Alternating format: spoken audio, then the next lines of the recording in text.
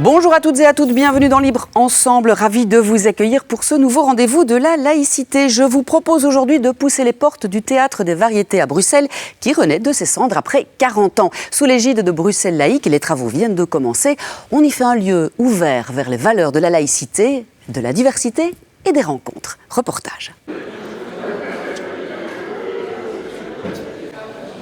Alors ici, on est dans une belle endormie, le Variété qui dort depuis 40 ans, dans un quartier de Bruxelles où il y avait plein de cinéma, de théâtre avant et qui a beaucoup changé, mais qui est aussi en train de renaître d'une certaine façon. Et il faut le faire renaître avec la conscience de ce quartier, mais aussi la conscience qu'on vit à Bruxelles, dans un endroit qui est une ville-monde.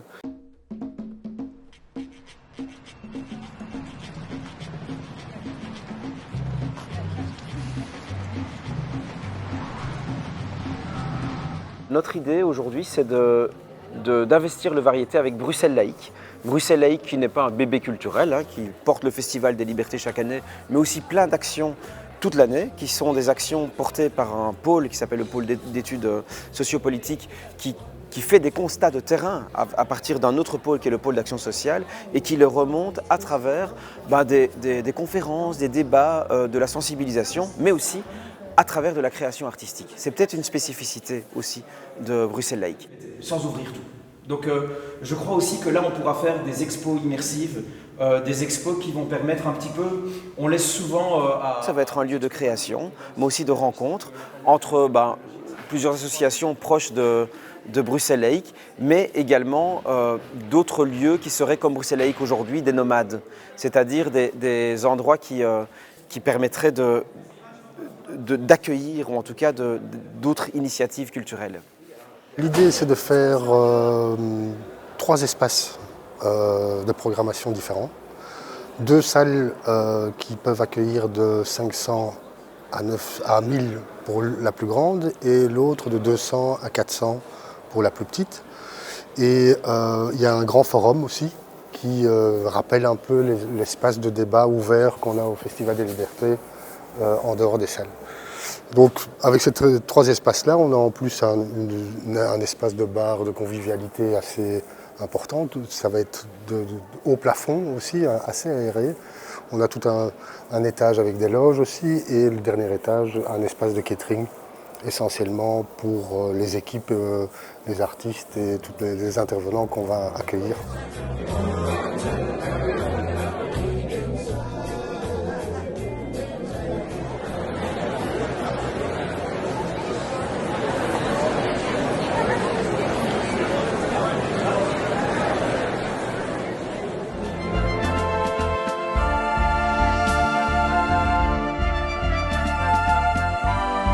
Quand on dit l'espace, enfin quelque part l'esprit du Festival des Libertés qu'on va y retrouver, c'est essentiellement le fait de juxtaposer des disciplines différentes qui ont en point commun la question de la sensibilisation autour des droits humains de manière large et de créer des espaces de débat, de réflexion aussi.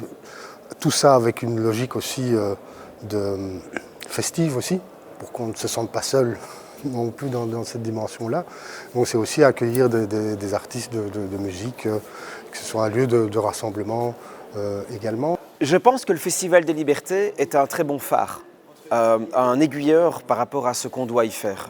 Sur le plan du travail documentaire par exemple, sur le plan de l'accompagnement des artistes qui sont en recherche d'écriture du réel. Je crois que c'est quelque chose qui doit nous aiguiller et également les piliers de la laïcité finalement. On travaille chez Bruxelles Laïque, Bruxelles Laïque travaille sur la prison, les questions aussi éthiques, démocratiques comme ça peut être l'IVG, des choses qui sont finalement des moteurs de débat que les artistes doivent investir parce que parfois les artistes ont peur de prendre les questions à chaud. Et je crois que l'équipe de Bruxelles Laïque peut vraiment être médiatrice, presque dramaturge pour les œuvres à ce niveau-là.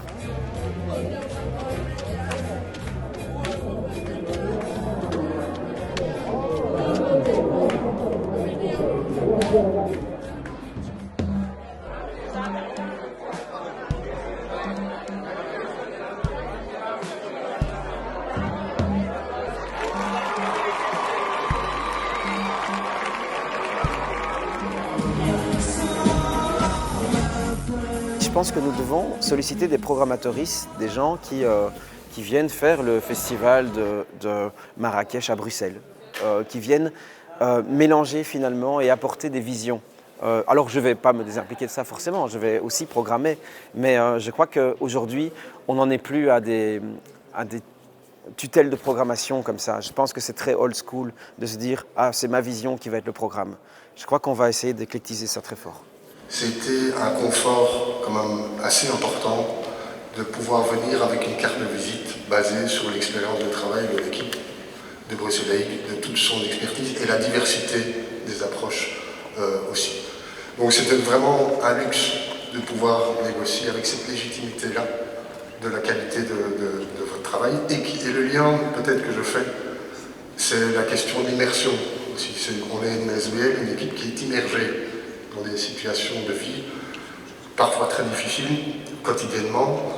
Et cette immersion, on essaye de la traduire aussi dans une manière d'inviter le public à s'immerger dans des situations, dans des préoccupations, mais nous aussi nous immerger dans la ville, nous immerger dans le monde. Et donc c'est un peu cette fonction-là que je pense qui ressemble un peu à cet écran IMAX. Il ne faut pas que ce soit une obsession, comme dans beaucoup de centres culturels ou de théâtre, tout ça, de pouvoir retrouver les habitants dans ce lieu.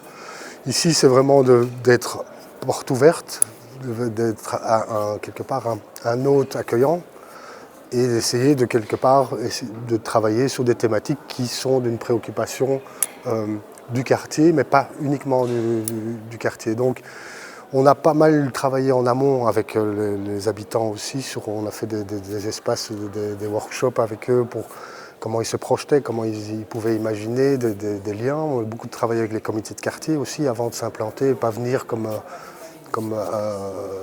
tomber du ciel sans aucune préoccupation de ce type-là. Le quartier n'est pas une religion en soi, hein. C'est-à-dire qu'on assume complètement de ne pas arriver ici avec un projet qui répondrait aux besoins du quartier. On arrive avec un projet qui vient l'éclectiser finalement, qui est très hétéroclite et qui va, un ovni qui se pose et finalement qui va peut-être le modifier avec toute la vigilance évidemment qu'on a parce qu'on porte une attention particulière sur la rue et l'invisible. Avoir envie d'élever leur voix contre Blaise Compaoré, mais qui n'était pas organisé. Donc, quelque part, il n'y a pas nécessairement de recherche de symboles, mais en tout cas, de se dire que pour être entendu par le plus large public, il faut un porte-voix conséquent. Et pour moi, ici, le Variété, comme l'a été le festival et comme le Festival de la Liberté, c'est un vecteur qui nous permet de nous adresser à beaucoup de gens, de réunir des personnes, de quelque part aussi créer une dynamique où les personnes qui ont une préoccupation sociale, humaniste, puissent se retrouver avec d'autres. Donc il y a vraiment cette idée l'audace quelque part, c'est de se dire passons à une étape supérieure avec un porte-voix beaucoup plus large et implanté de manière pérenne, quoi. C'est clair que Bruxelles Laïque a toujours été peut-être dans une dynamique de se dire que la laïcité, quelque part, ce n'est pas nécessairement quelque chose qui doit se déclamer, mais plutôt des valeurs qui doivent être ressenties, qui doivent être expérimentées en collectif.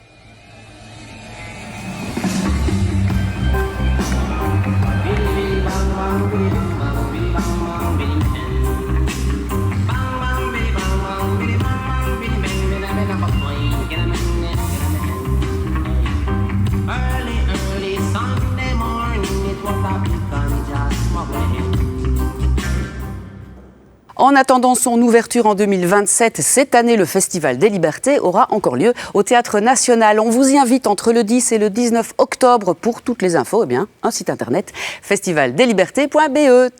Un grand merci de nous avoir suivis. À très bientôt pour un autre rendez-vous de la laïcité.